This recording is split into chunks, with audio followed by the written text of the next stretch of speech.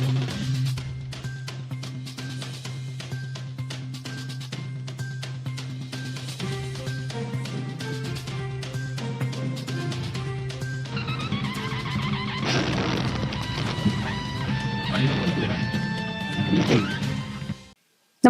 आपण पाहता हिरकणी न्यूज.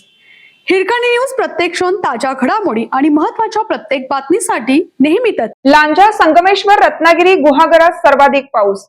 रत्नागिरी जिल्ह्यात मागील 2 दिवसापासून पुन्हा पाऊस सुरू झाला आहे.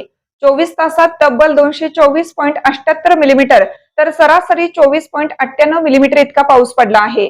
सर्वाधिक पाऊस Lanja 59.20 millimetre, Sangameshwar 45.92 millimetre, Ratnagiri 42.62 millimetre इतका पाऊस झाला असून मंडणगडात सर्वात कमी पाऊस झाला आहे.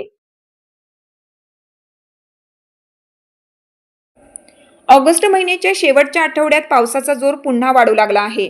विशेषतः लांजा, संगमेश्वर, चिपळूण रात्री सकाळच्या सत्रात पावसाचा जोर वाढला आहे. जिल्ह्यात आतापर्यंत 70% पाऊस झाला. एकूण पाऊस 21,204 तर सरासरी 2,356 मिलीमीटर इतका पाऊस पडला.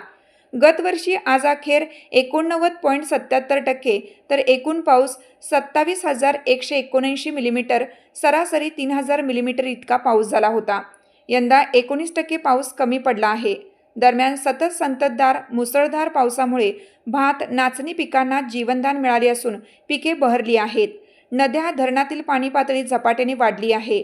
नातूवाडी धरणात 80.77%, गडनदी 80.8%, अर्जुना धरणात 100% पाणी आहे.